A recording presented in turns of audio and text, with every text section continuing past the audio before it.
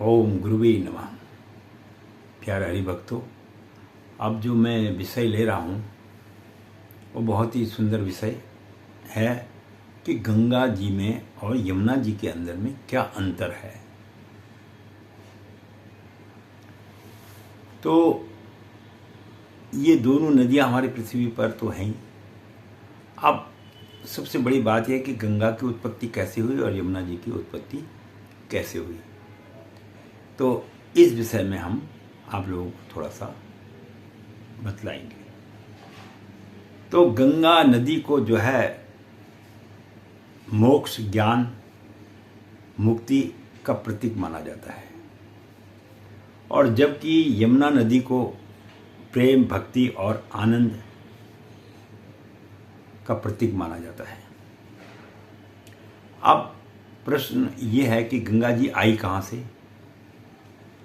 तो पुराणों के अनुसार गंगा जी स्वर्ग से पृथ्वी पर आई और इन्हें भागीरथ जी लेके आए। और यह भी कहा जाता है कि पुराणों के अंदर में ब्रह्मा जी ने विष्णु के जो पैरों में जो पसीना बहा था, उसकी जो बूंद थी, उन बूंदों से जो है गंगा जी का निर्माण किया था।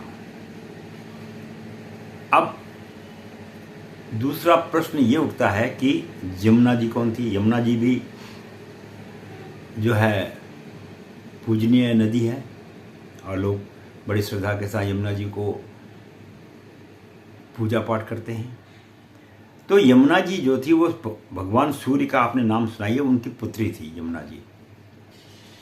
और दूसरे शब्दों में कहा जाए तो यमराज की बहन भी यमुना जी थी। तो और ये कहा जाता है कि यमुना जी का जो विवाह है, जो कृष्ण भगवान की पहले 8 रानियां हैं, उनमें से जो एक रानी का नाम यमुना जी भी है। तो यमुना जी को जो है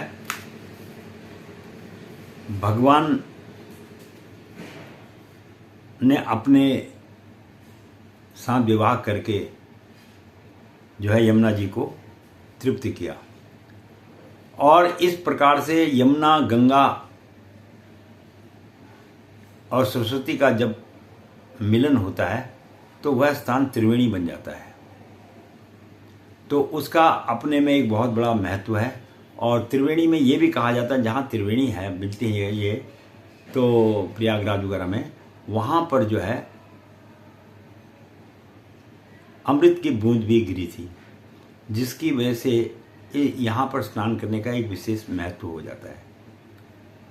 तो इसके साथ ही मैं पंडित गिरीश तिवारी अपनी वाणी को यहीं पर विश्राम दूंगा।